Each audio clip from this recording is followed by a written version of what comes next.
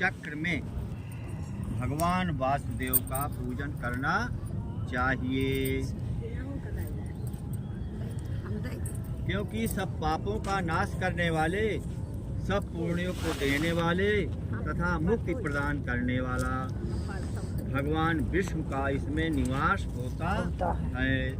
जो मनुष्य शालिग्राम की शिला का या हरि चक्र में, एक चक्र भी होता है ना, होता है कई खाने का, पूजन करता है, वो अनेक मंत्रों का फल प्राप्त कर लेता है।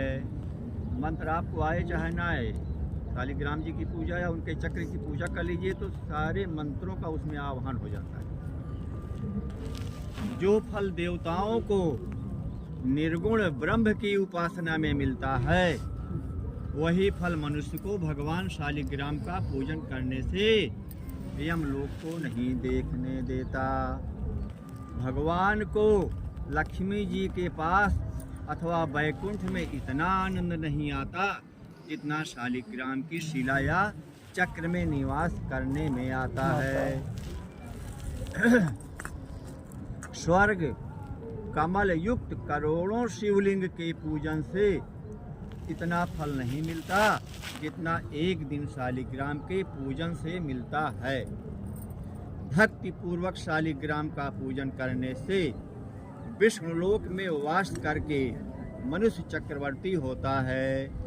काम, क्रोध, लोभ, मोह, अहंकार से युक्त होकर भी मनुष्य शालिग्राम का पूजन करने से वैकुंठ में प्रवेश करता है। इतना सरल उपाय बताया है कि अर्थ, धर्म, काम, मोक्ष, क्रोध तमाम चीज़ें सबके शरीर में रहती हैं।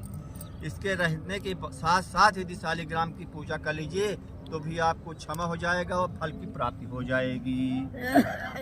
जो सदैव शालिग्राम का पूजन करते हैं वो प्रलय काल तक स्वर्ग में वास करते हैं।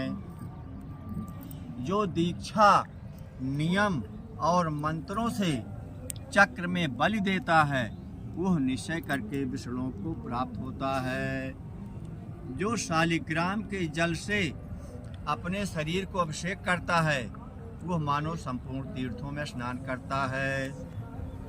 शालिग्राम का जो चरणामृत हो, थोड़ा सा उसको पान करके और शरीर में डाल ले, पूरे तीर्थों का, जितने तीर्थ हैं आपके इस विश्व में, उसका फल प्राप्त हो जाता है।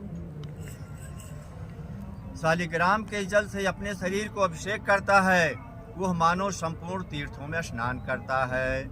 गंगा, रेवा, गोदावरी सबका जल शालिग्राम में वास करता है। जो मनुष्य शालिग्राम की शिला के सन्मुख अपने पिता का श्राद्ध करता है उसके पितर कई कल्प तक स्वर्ग में वास करते हैं। जो लोग नित्य शालिग्राम की शिला का जल पीते हैं उनके हजारों बार पंचगव्य पीने से क्या प्रयोजन। शालिग्राम मूर्ति का जो जल पान करता है, जो पंचगव्य बनाया जाता है, गाय गोबर और घी और शहद आज मिला करके जो पंचगव्य बनता है, उससे भी ज़्यादा लाभ देने वाला शालिग्राम जी शिला का जल है।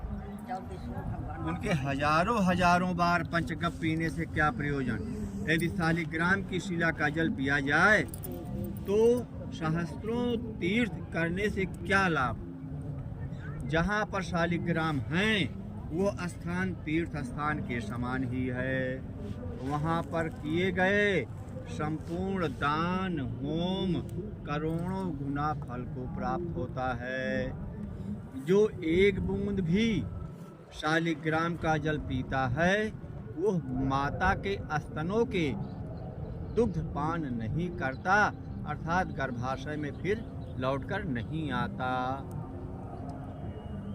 शालिग्राम शिला में जो कीड़े मकोड़े एक कोस के अंतर में मरते हैं वो भी वैकुंठ को प्राप्त होते हैं। जो फल वन में तप करने से प्राप्त होता है वही फल भगवान को सदैव स्मरण करने से प्राप्त होता है।